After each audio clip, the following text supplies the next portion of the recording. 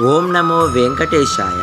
Present మేమైతే ఇప్పుడు తిరుపతిలో, తిరుమలలో మేమైతే గోసేవకైతే వెళ్తున్నాము.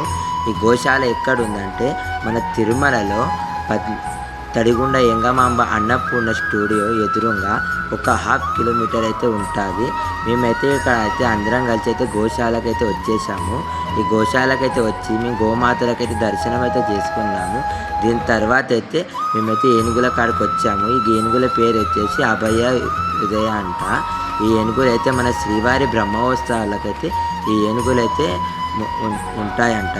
మేమైతే ఈ ఏనుగులతో అయితే ఒక 10-15 మినిట్ అయితే మంచిగా అయితే మేమైతే టైంపాస్ చేసినాము. ఏనుగులతో మాకైతే మంచిగా అనిపించినాయి. దగ్గరికి వెళ్ళి చూస్తే ఈ ఏనుగులతో మాకైతే ఆశీర్వాదాలు ఇచ్చినాయి. ఈ ఆశీర్వాదం ఇచ్చినాక మేమైతే నెక్స్ట్ అయితే గోశాలకైతే వెళ్తున్నాము. గోశాల అంటే మన తిరుపతిలో స్వామివారికి కన్నయ్యకు వెన్నెతో ఆరతి అంటే ఈ నుంచి అయితే వెన్న అయితే తీసుకుపోతారంట. ఎన్న అంటే లోపల అయితే వీడియో అయితే అలౌన్ చెయ్యరు. వీడైతే పక్క లేడీస్కి అలాంటి ఉన్నది. ఎందుకంటే పాలతో పెరుగు తయారు చేసి ఆ పెరుగుతో వెన్న తయారు చేస్తారు. ఆ వెన్ననే తిరుపతిలో స్వామివారికి కన్నయ్యకు వెన్న హారతి అయితే ఇస్తారన్నమాట. లోపల అయితే బ్లాగ్ చూపెడతాను, అందరు ఎట్లా సేవ చేస్తుందో చూడండి.